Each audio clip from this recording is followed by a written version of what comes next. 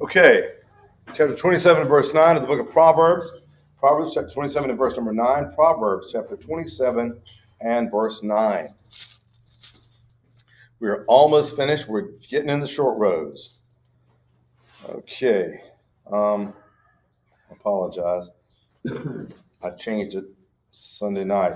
I meant to bring in the other one, and I didn't. All right.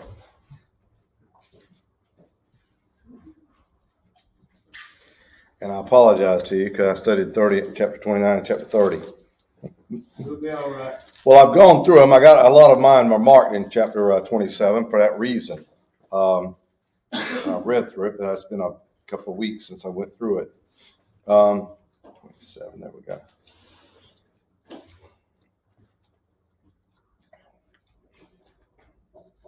Apologize, it's taking me a while to get to the...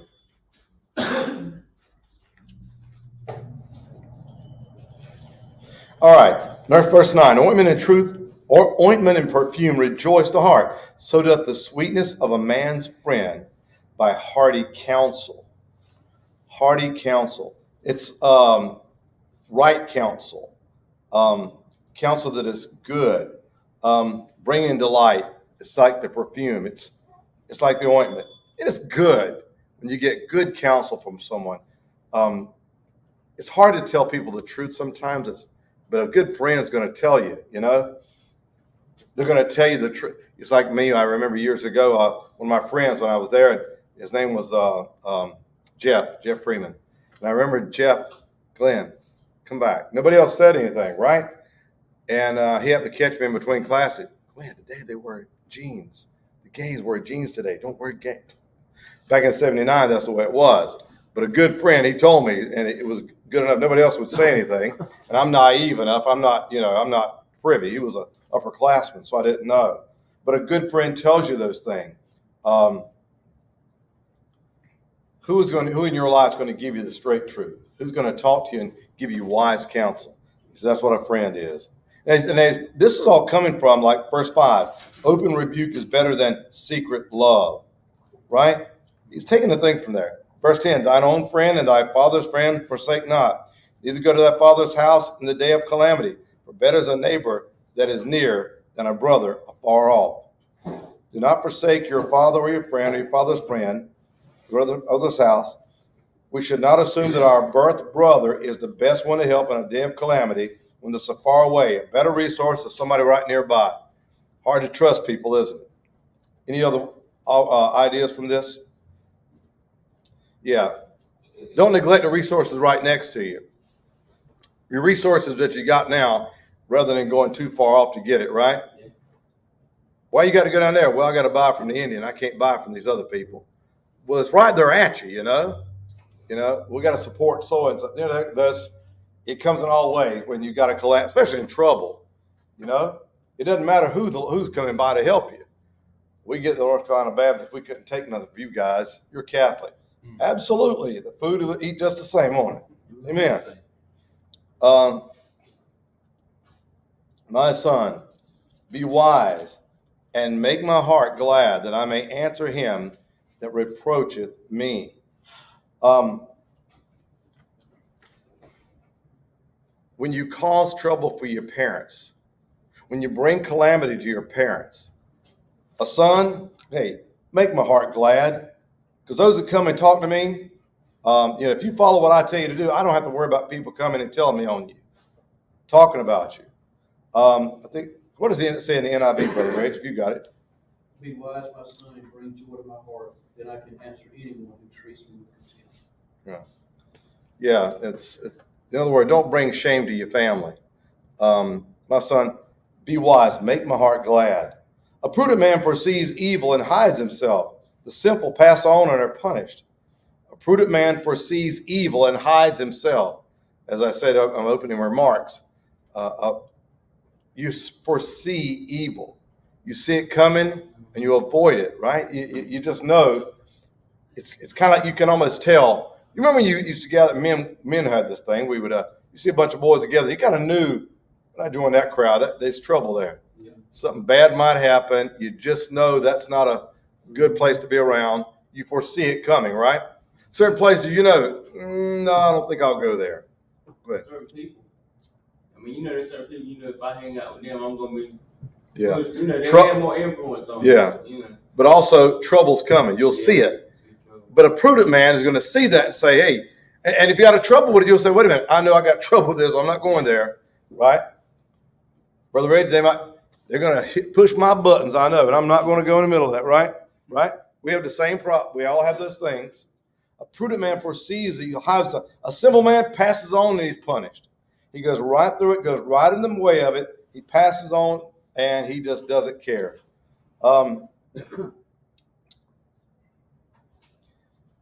If you're prudent, that means you're always observing. My first case, I can remember being prudent, not from just my father, when I learned it from someone else.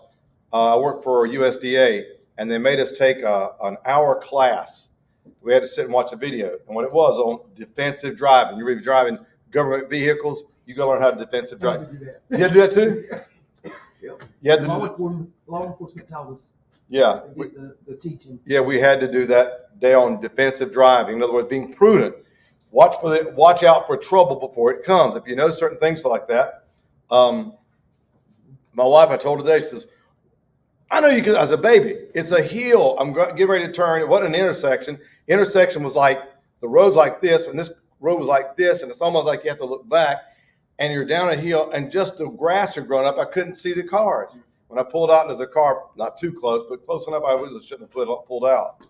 But it's one of those, you just... Did you gun it? I had to. Thank God it wasn't raining. I would have been in trouble.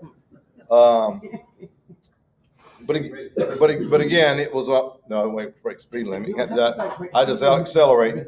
But again, being prudent and watching things that you know can be a problem. Let's see, 13. Take his garment that is surety for a stranger, and take a pledge for him that is a strange woman. I know I've read this before, and I still don't get it. Let me just read David Guzik's account. Take a garment of him that is surety for a stranger. Now, of course, that's taking money, going for them, putting your money down. If someone has a bad credit risk, pull it to a surety for a stranger. We should hold a deposit as security against anything that's owed us. Take a garment. If you know they're not trustworthy, take some money from them. In other words, what assets you got? I'll take that gold. Let me get that gold chain from you. Okay, I'll give you the money. Give me that gold chain. Same thing today where you have to put up collateral. Yes. Take a garment of him that is surety for a stranger. If you're going to a stranger, you don't know this man, you don't know what he's like, get something in return from him. Take his coat. Well, you got to have his coat that night to sleep in, right? He'll bring you money back. If he's borrowing your saw or whatever. He says, hold in a pledge when he is surety for a seductress. The man immoral and foolish to be surety for a seductress, we should especially regard him as a credit risk. Surety for a seductress. If a man's willing to do that, in other words, if he's willing to go in for a woman of that kind of character, don't trust him. Take a pledge. We've said this many times. Proverbs have many of these about don't ever put up your money for somebody else that you don't know. Even for a brother, he says, you're going to have to pay more out. They're really against that. But he says if you're going to do it, get some money up front. Don't trust people. Well, he said, we think the opposite today. You should give them a chance. You ever heard that? 1983. Brothers and sisters, I know, but we ought to give them a chance. A job that you're not qualified in the church, but give them a chance. Well, everything they've said proved that he wasn't a good person to take. It just wasn't. I've had it through the years at different churches. They'd say, well, let's put so-and-so there. Well, they don't have a good track record when it comes to this quality that you need. Anybody here a Sunday school superintendent besides me? You know what my job was? Find a teacher for a class. You got a teacher and got an assistant, and a lot of times neither one show up. That's just what it was back when I was young in the church. But again, trying to find people that are trustworthy. He that blesseth his friend with a loud voice, rising early in the morning, it shall be counted a curse to him. Again, I have trouble with. What did David Guzik say about that one? I know, because it's the same scenario. An over-the-top greeting and blessing meant to flatter and manipulate somebody. Loud, early in the morning, blesses his friend with a loud voice, praises him to his face, right? He'll be a curse to you. He that blesses his friend with a loud voice, rising early in the morning. In other words, the person that boasts on you and greets you, treats you so good, he'll be a curse to you. We've done number 15 already. He'll be a curse to you, huh? Yeah, they're wanting something. You can always tell that when people are buttering you up, right? And they're being good to you. Mm-hmm. A continual dropping on a rainy day and a contentious woman are alike. Why you laughing? Because it's true. Why are you laughing? There is something to be said about it. I mean, I like the way the NIV says it better than the King James. read the NIV. A quarrelsome wife is like a constant dripping on a rainy day. Restraining her is like restraining the wind or grasping oil with your hands. That was worse than I just don't see that. A drip on a rainy day. I didn't see that part either. A drip on a rainy day. Yeah, it's aggravating, right? It's just needling. Just after a while, you're like, you know what a drip on a rainy day is? Yeah. You don't know. Well, young people, you don't know what a drip on a rainy day is. Yeah, no, we had tin roof. You're my age. You remember? You know what we had? Every time when it rained, what do you have? Pots around the house. We had pots in the house to catch them. We had drips like that in the house. You take a pot out and when you got a leak and you're trying to find it, a lot of times you couldn't find it. You know how tin was. Sometimes I was in the basketball. Yeah. Listen to that drip because I put it down. But again, it's like a drip. Like it's just aggravating. Having to sit there and listen to it. But again, so a contentious woman, they are alike.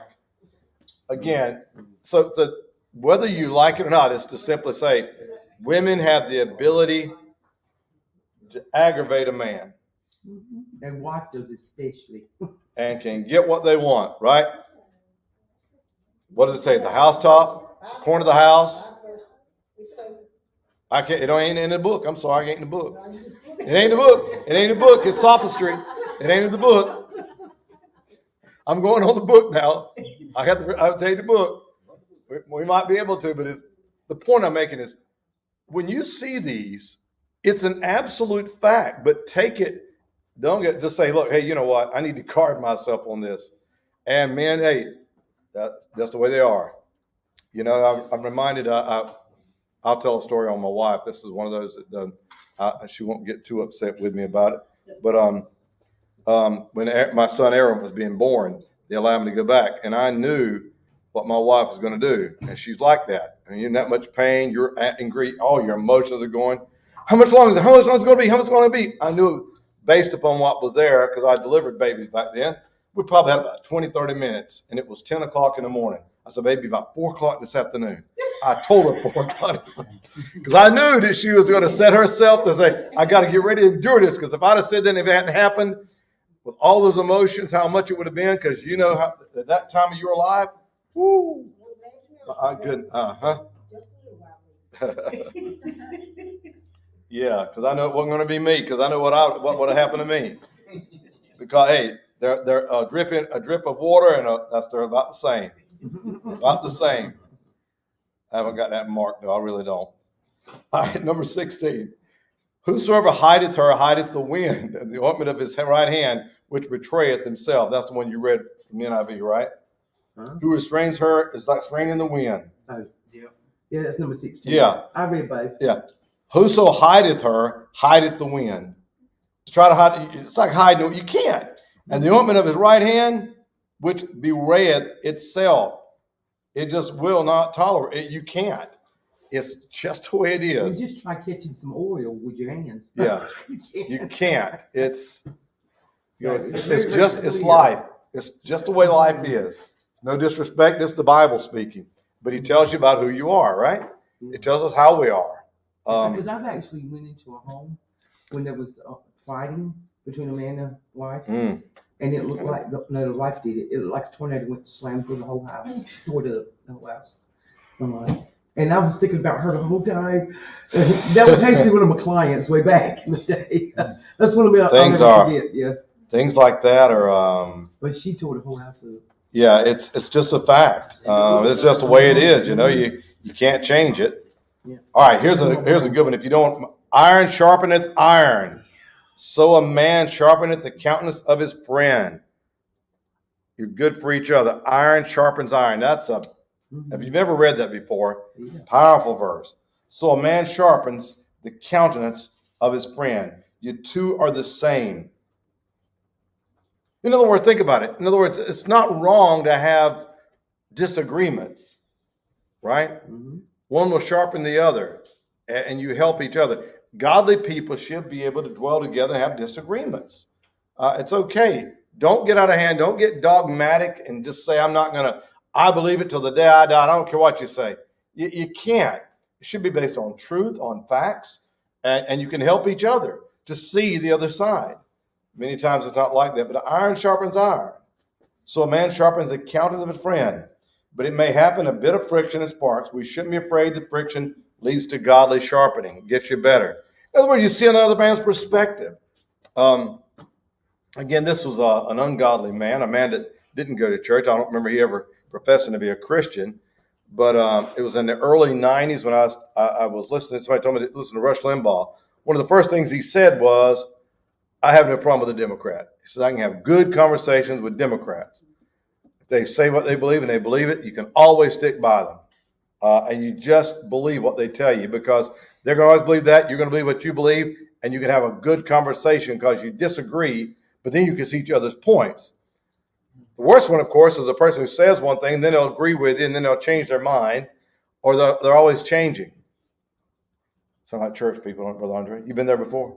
Yeah, man, that's right, brother. That's right. We're going to stand for it. Come for the vote. All those in favor? Hold your head down. Won't even vote. Thought you believed. But again, it says iron sharpens iron. Having that friction, being able to have good conversation. Why do you believe like this? Well, I never heard it like that.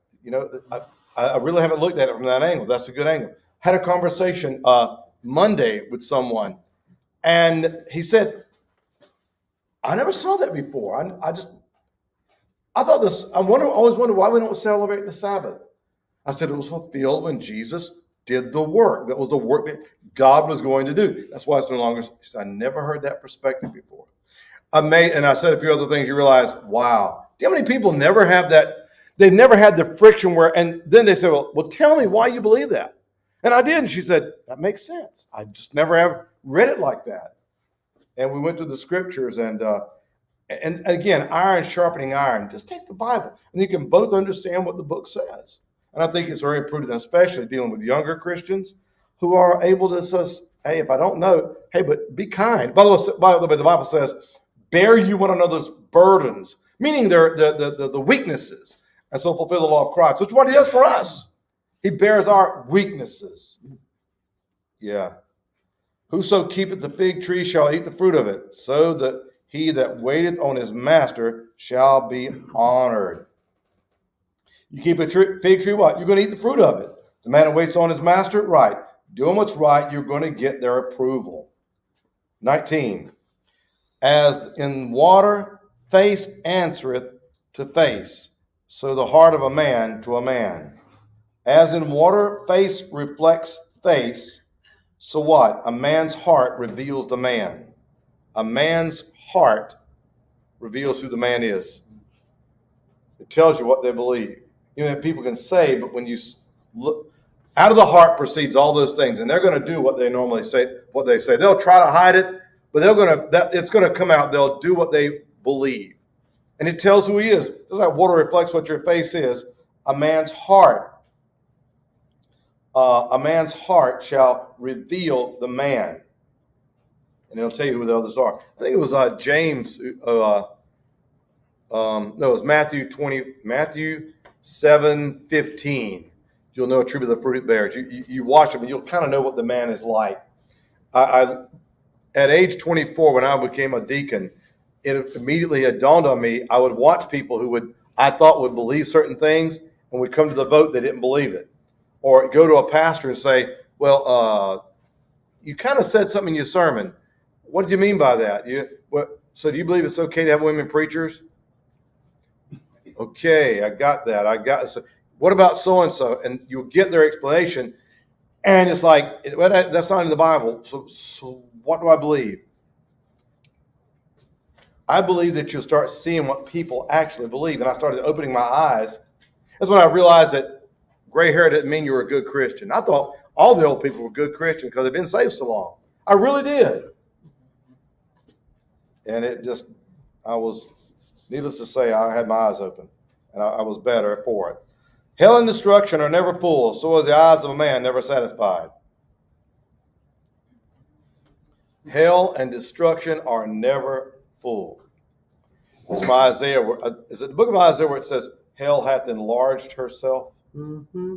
I think it's Isaiah. And it was Matthew 7:16 when he was talking about, know the fruit by the, know a tree by the fruit it bears. Mm-hmm. Yeah. Hell and destruction. Whether it's at the grave or that hell itself, it's never full, but the eyes of a man are never satisfied. This is the thing how you go about even a poor man and a real rich man have a same problem. Their eyes are never satisfied. They want more. It is so hard to be content with what you have. One of the hardest things a person can do is to be content with what you have. By the way, have you ever noticed how something new makes you feel better? Amen.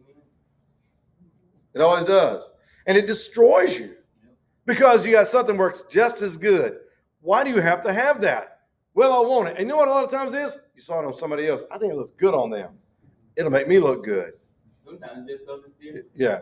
Different? Yeah, I want to stand out. I'm reminded on the way down here, I told the wife, I said, baby, guess how many? She said, she didn't guess correct. She was more, but 359,000 on this car. But we're going to still drive it to church until it breaks down because it's still running and it makes good, and it's a hybrid. It's got good gas mileage. And why buy a new vehicle if don't need to? No, well, we already tried that. That's why we got that other one. We already bought the Cadillac. We got a used Cadillac. I didn't find it. It is Isaiah 5:14. Isaiah 5:14. Thank you. Hell enlarges itself. Yeah, hell is never full, but a man is never going to be satisfied. He's wanting more, always wanting more. And if he makes something, he's going to get more. He wants more. He wants more. He wants more. He wants more. What do you do with a man that's got enough money to get all he wants? He's got 700 wives and 300 concubines. Yeah, that's right. When you get a man that's got all the money, he'll keep on and keep on and keep on. Wait a minute. How do you have that many ceremonies? How many times did he have to have a marriage ceremony? How many church weddings can you pay for? He's got enough money. 700 wives, 300 concubines. That man had to go through all that. That's when you got enough money, you can get it. Was quarrelsome? I suspect there was all of them. You know why? Because that's what corrupted him. God warned him, don't do it. These women will corrupt you. And he sure did. It says clearly, Deuteronomy 17, I think it's verse 17 or 18, do not multiply wives to yourself. But my point is, you get a man with enough money, he goes crazy. Right? They go more and more and more. You think about it. They used to have the Leach, Lifestyles of the Rich and Famous. Then we had the Cribs. And they always do the shows that people want to see what they live like, right? You're a man, you got 2 kids, but you've got 14 bedrooms. Why? It's prestige, right? It's prestige and honor. My best friend from high school died the other week. But I used to go see him and his dad. You'd never know his daddy was a lawyer. You never know this man made money. He dressed like the rest of us. He's just laid back and just talk to you like it.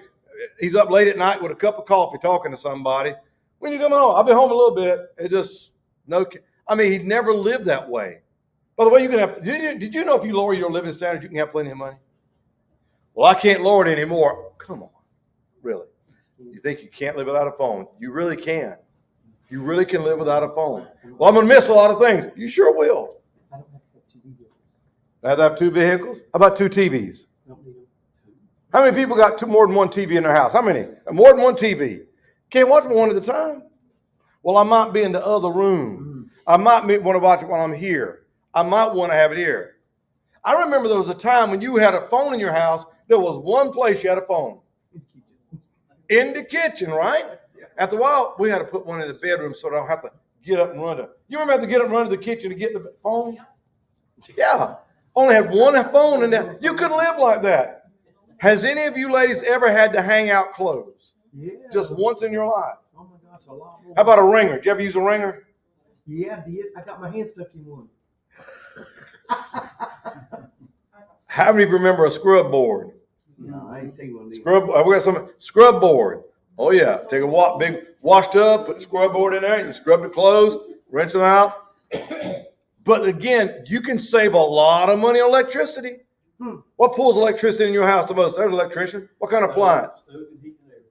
What about a dryer? Oh yeah. Dryer pulls, that's a 228. Yep. Absolutely. So what happened there? Yeah. Now there is a man that's like that. I'm going to tell you that we do have a man in our midst. He's not here tonight, but I can tell you, Brother Matt is that kind of man. What? Brother Matt saves money. Oh. Sister Becky, will Matt save? Matt is Is he and a Amber. preacher? Him and they are frugal. Both of them. Both of them. Both of them. Huh? They'll squeeze it so tight they don't waste money. He never worries for anything, but he does not spend money. And if he needs something, he'll make it. He'll fix his own vehicle.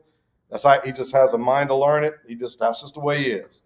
He has that ability. But our standard of living, you can't satisfy a man. When you learn to be content with what you've got, that's the happiest man in the world. So are the eyes of a man never satisfied. I can't tell you how much. Excuse me, I got to mark that one again. That's just, it is so important. Right? Eyes of a man never satisfied. I already had it marked before, but it's just that important. Never satisfied. As the fining pot for silver and the furnace for gold, so is man to his praise. Wow. The appropriate place for silver and gold to be refined, it doesn't happen just anywhere. The refining pot is for the silver, the furnace is for the gold, and a man is valued by what others say of him. What does that tell you? Gold and silver have their proper place of where they become pure. But a man should never praise himself. It's other people that praise you. If you want to have how good are you? Somebody else praises you. Let me say it again.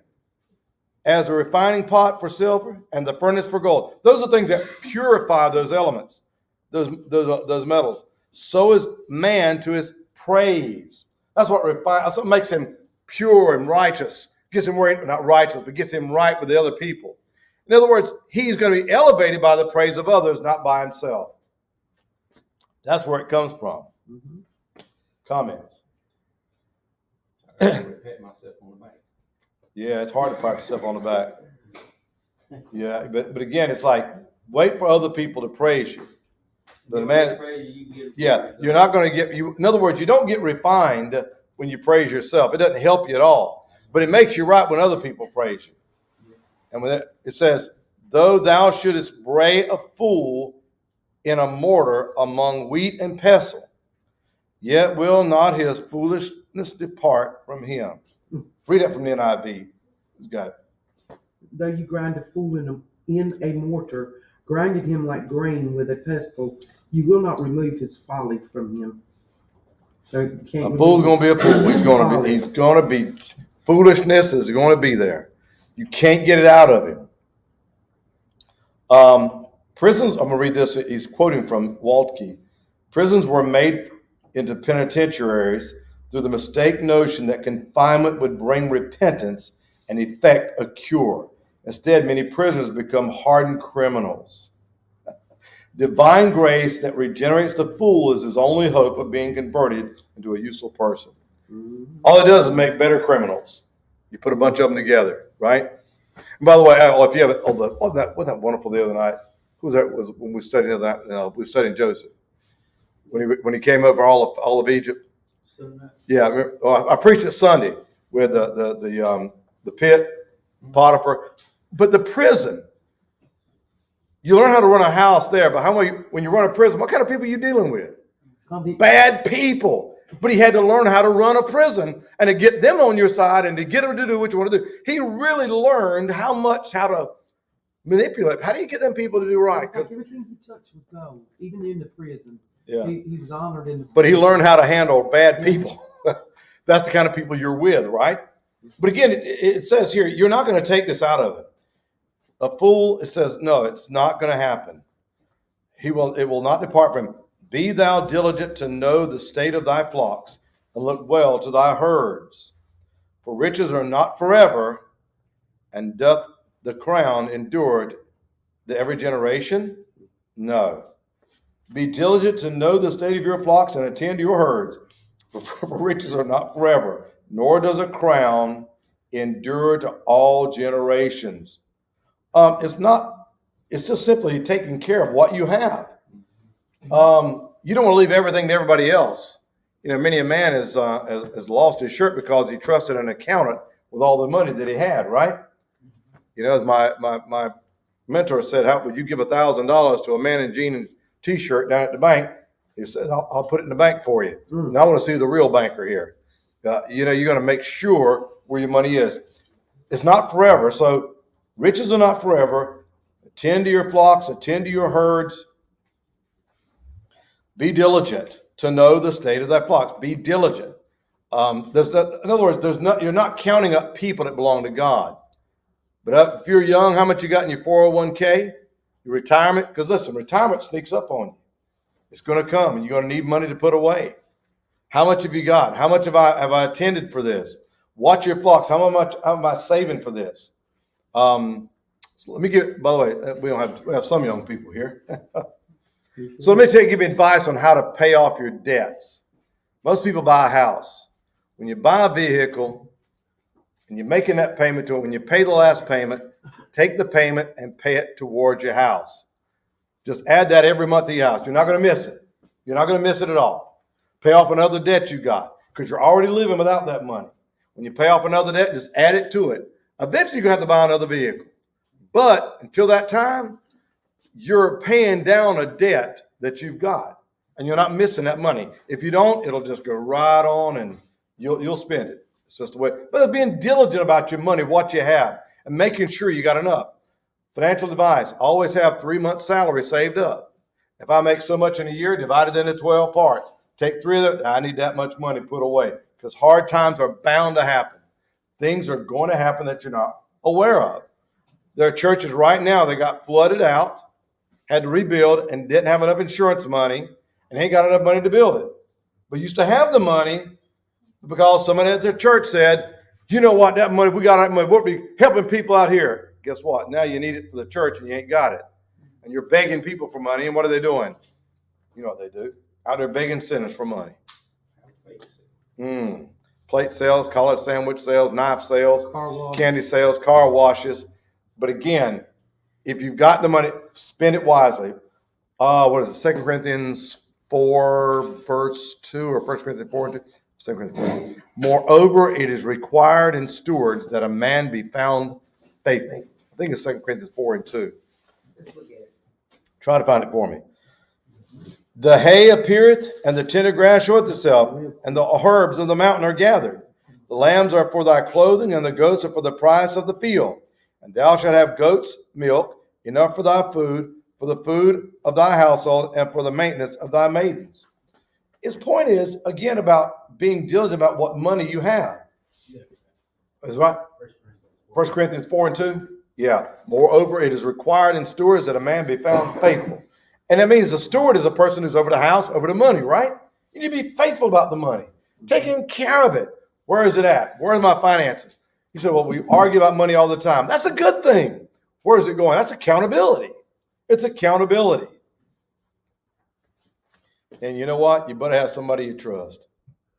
And that's one of those things you think of about who do you trust with your money? Who do you trust with your money? Can you trust your bank? Can you trust your husband? Can you trust your wife? I know, he told me. I don't care. My money, yeah. Yeah, he knew. Absolutely. You better make sure where your money, and this is what he's talking about. He said, look, riches are not forever, and doth not a crown endure for every generation, verse number 24. He says, when the hay is removed and the tender grass shows itself, the herbs in the mountains are gathered in. The lambs will provide the clothing, the Goats the price of a field. You'll have goat's milk for your food for your household, and nourishment for your maidservants. You'll have plenty because you prepared for it, right? We prepared for the winter. How did you prepare? When you were a boy, by the way, this is cultural. It's in our country. Other nations don't have this, you know. I was studying as a nation. We can't fly some of the not Chile, but Venezuela. They have like summer all the time. They're just a different culture. Our culture, we have winter when you can't grow nothing just wheat. We have a cover crop, right? But right now, I tell you, we had jars under our beds when you couldn't afford a freezer. We'd have jars. We put away food for the winter, didn't we? We always did. We had a meat house, right? That you had smoke and you had food to eat. And you always had your chickens, right? You always had enough chicken to eat. Pigs, you kill a hog. Wintertime when you kill a hog anyway, right? But you're prepared for the winter. Sweet potatoes, how we do those? Tater hill. Got a tater hill, right? You could hill up potatoes. Don't do it with iced potatoes. Somebody tried that one time. Yeah, but you'd hill up sweet potatoes. For those of you who don't know, we used to dig a hole up, but so big, put a stub in the middle, put fence some chicken wire around it, put straw all over it, put a little place you could get in there and fill it all the way full of nothing but sweet potatoes. Put straw in the bottom. In the dirt, and they say good. Yeah.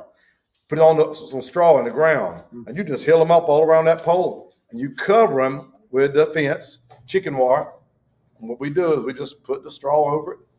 Sometimes you put a shed over it, but it'll last all winter. Wintertime be so good that, boy, yes, ma'am. Go out that tater hill, get me some taters. As a young boy, you just love to hear that because you know what that meant. I mean, you have that cow's milk, boy, some good cold milk and tater tarts and sweet potato bowl. It was just one of those good times. Cold weather, we forget. But again, please, he says, this is financial advice. Save up for yourself. Put away. Don't live just because you got the money. How many people do you know that when they get their refund check, they got to go buy? As soon as they get a refund check, they got to go spend it. And you know, like, how much money you have saved up? You got a savings account. Don't touch it. Why? Because it's a savings account. That's what it's called, a savings account. Put the money there and don't touch it. Well, I want so-and-so and I got that money. I won't. Do you need it? That's, again, being content is the problem. You're not satisfied with what God has given you. People just aren't satisfied. Right now, we could do a lot of things at our church that could make it glamorous. But it's functional. It works. And it's clean and it's right. Just at your home, you can go extravagant and do things, and it's not worth it. Let's go to chapter 28. The wicked flee when no man pursueth, but the righteous are bold as a lion. I love that verse. I quote that one a lot. Have you ever heard me quote that one? No, probably not, right? The wicked flee when no man pursueth, but the righteous are bold as a lion. Absolutely. God's people aren't afraid. For the transgression of a land, many are the princes thereof, but a man of understanding and knowledge, the state thereof, shall be prolonged. He says, because of the transgression of a land, many are its princes, but a man of understanding and knowledge, right will be prolonged. I got to read that because NIV is not. See if the NIV helps us any. From 2? Is that what you're reading, verse 2? Yeah. When a country is rebellious, it has many rulers, but a man of understanding and knowledge maintain order. Is that the same thing? Is that what you was reading? Very different. Is that NIV? That's NIV. Number 2. Number 2. That's 28, number 2. For the transgression of the land, right? There are many princes thereof. In other words, when trouble comes, everybody's in charge. But a man of understanding, his state's going to be prolonged. In other words, he's going to be right. Sticking with the truth, sticking with your guns, what's right. How many saw the Kansas City Chiefs kicker get in trouble? Anybody know? Kansas City Chiefs kicker, who knows about it?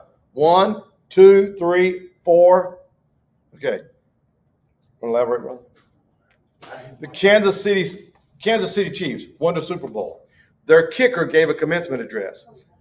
And he promoted family, right? Family, all about family and women should be taking care of the home and those kind of things.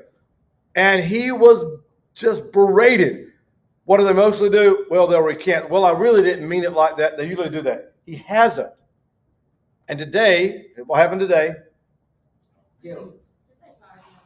Andy Reid and Patrick Mahomes, the MVP, came out and support. That's just free speech. He's exercising his right.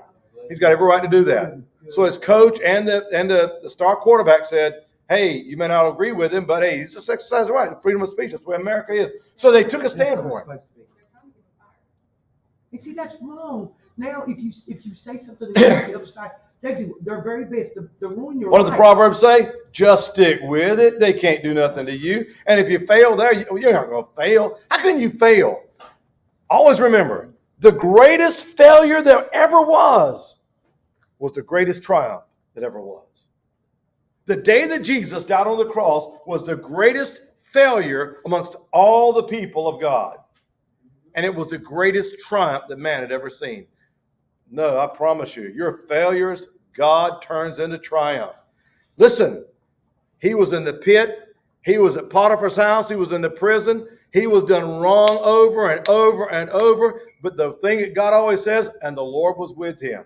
And the Lord was with him. As we take, and the Lord was with him. And guess what? He wanted to get out 2 years early, remember? And what did God tell him? No. Take 2 more years to be fine. You got to wait on it.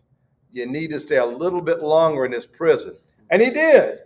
And the right time was there. He went from the rags to riches, right? By the way, you know they put a gold chain on him? Fine linen. I mean, he was dressed like the part. Everything about this man. But guess what? Adversity was that was his keynote. His entire life, he was 30 years old. He just had trouble. He had it good at home until he was 17, but them 13 years was rough. Well, a poor man that oppresseth the poor is like sweeping rain when leaveth no food. Please read that from the NIV.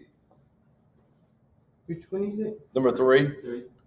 A ruler who oppresses the poor is like a driving rain that leaves no crops.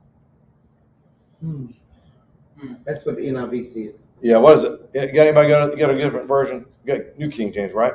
Mine says the same thing. The poor man who oppresses the poor. Mine says a ruler who oppresses the poor. Yeah. A poor man who oppresses the poor is like a driving rain that leaves no food.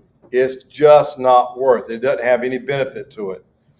Number 4, they that forsake the law praise the wicked. Wait a minute. Can we just underline that one? Did you see this? They that forsake the law praise the wicked, but such as keep the law contend with them. How many times did you listen to the speech last night when finally the lady that was in that prosecution for was it Trump? No. She won her reelection bid, the Democrat reelection bid, and she said, prosecuting as a district attorney, but we're going to take people that are oppressed and they need an advocate. And she didn't talk about prosecuting. In Georgia. Yes. She won again? She won last night. Fannie, is it Fannie Williams? Willis, yeah. Willis.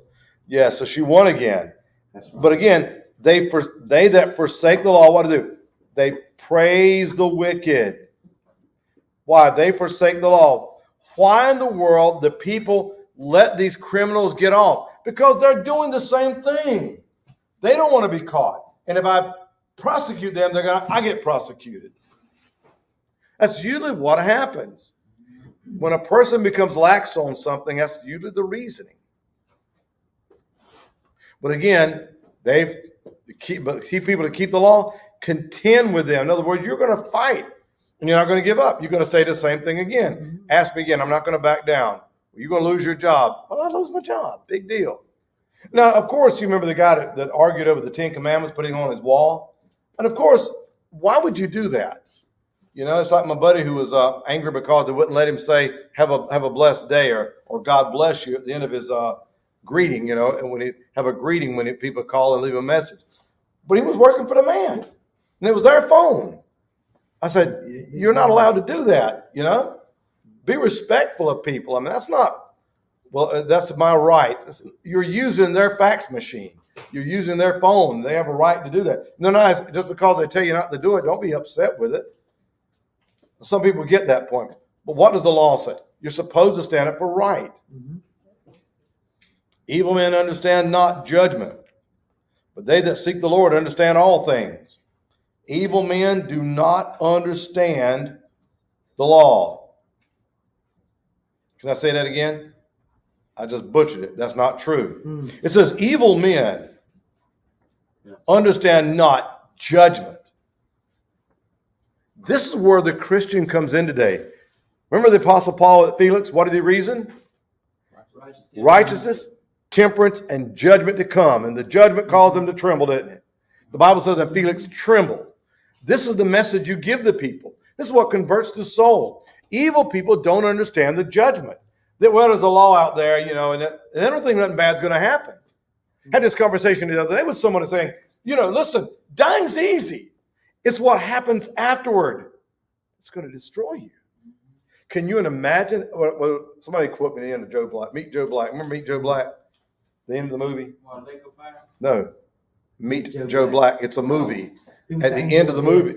At the end of the movie, though, what he says to the guy that was when he's standing up for the fellow who'd been with, he said, look, if you defy me, you're going to be looking at an eternity. And I forget the wording. The writer said it perfect.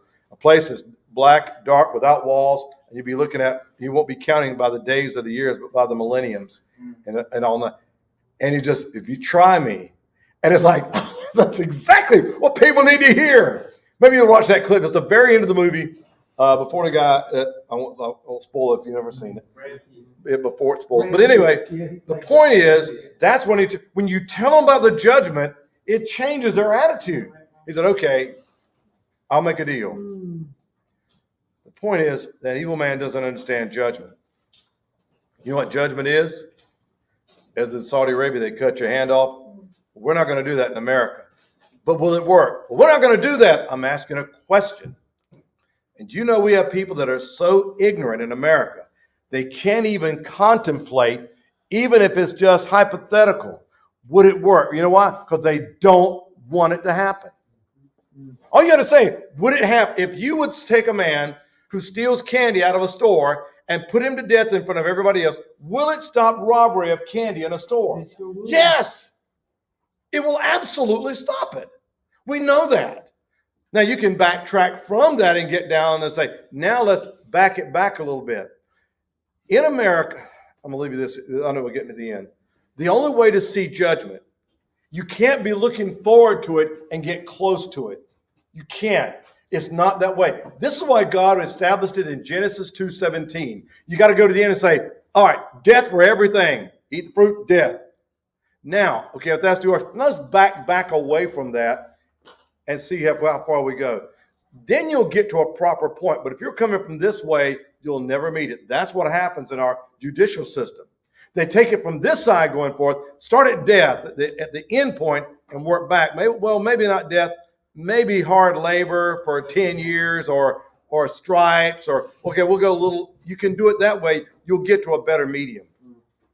But it's hard to get people to even think about that. But again, the evil one doesn't consider judgment. So why are you doing it harsh like that? Because they're going to face a God in judgment. And guess what? They could see it, as we said Sunday night, and that sixth seal was open. Hide us from the wrath of the Lamb. Remember? They could see the judgment coming. By the way, do you know how many of those had the mark of the beast? They had no choice. By that time, they're doomed. And they're still alive. And they're still got to be punished. People need that judgment. Let's stand and have a word of prayer. We'll be dismissed. Thank you for your time. Next week, we'll pick up at verse 6. Chapter 28, verse 6. 28 and verse 6. Thank you for your time. We'll see you tomorrow night. Have a blessed evening.